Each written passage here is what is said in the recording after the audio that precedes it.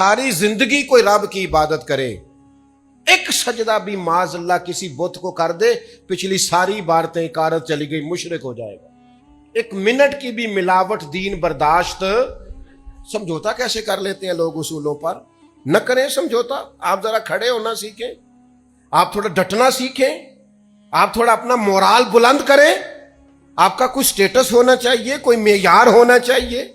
अपने मकसद पर कभी भी कोई समझौता नहीं हो सकता, नहीं हो सकता। तो एक तो उसूलों पर समझौता नहीं, दूसरा धमकियों की परवाह नहीं। जिंदगी जो होती है ना, इसने बहरहाल खत्म होना होता है। तो अगर कोई शख्स अपने नेक, जायज और दीनी मकसद के रास्ते में धमकियों की परवाह करने लग जाए, वो ख्याल ही ना करे कि मैं दीन बयान कर रहा हूं और फिर 2-4 बातें पूरी हुई नहीं और वो डर जाए, तो वो कमजोर पड़ जाएगा। 1, 2, 4, 5 मिनट के अंदर ब्लैकमेल हो जाते हैं लोग, कोई बर्दाश्त ही नहीं कर पाते, नतीजे उसके ठीक नहीं निकलते।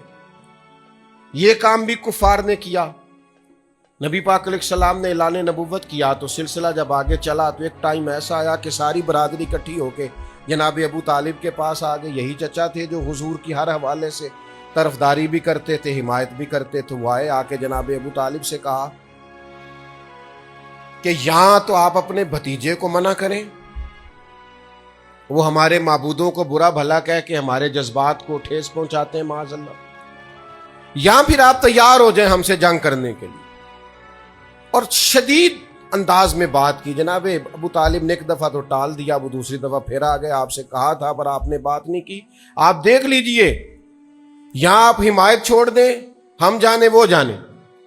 और शदीद धमकी दी उन्होंने। जनाब अबू तालिब अब बूढ़े थे और फिर ये कि सारी बरादरी।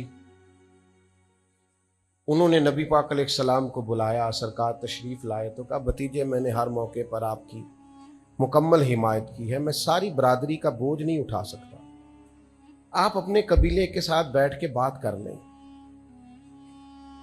और वो कह रहे हैं कि यहां तो आप बाज आ जाएं, यहां फिर जंग होगी।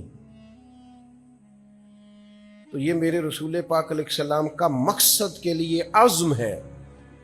नौजवानों सुनो और याद रखो, करीम फरमाने लगे कि जरा लफ्जों की हरारत देखना और जुमलों का रोब देखना और गुफ्तगू का वलवला देखना। करीम फरमाने लगे, चचा ये मेरे सीधे हाथ पर सूरज ला के रखें और दूसरे पर चांद ला के रखें तो दीन की तबलीग फिर भी नहीं छोड़ूंगा, कहता रहूंगा ला इलाहा इल्लल्लाह। और हुजूर अलैहिस्सलाम ने फरमाया, मैं दीन की तबलीग करता रहूंगा। और चचा दो ही बातें हैं, या दीन गालिब आ जाएगा या मैं अपनी जान दीन के रास्ते में पेश कर दूंगा। ये रसूल पाक का दिया हुआ फलसफा है कि आपको दीन का काम करना है तो जान लड़ा के करना है। ये शहादत गाहे उल्फत में कदम रखना है। लोग आसान समझते हैं मुसलमान होना। आपको फिर पूरी मुशक्कत के साथ जख्म पे जख्म खा के जी खूने जिगर के घूंट पी आह न कर लबों को सी। ये इश्क है, कोई दिल लगी नहीं। चुप कर कोई गिला ना करना, शिकवा ना करना, किसी किस्म का लफ्ज जुबान पे एतराज का ना लाना। ये इश्क है, कोई दिल लगी नहीं।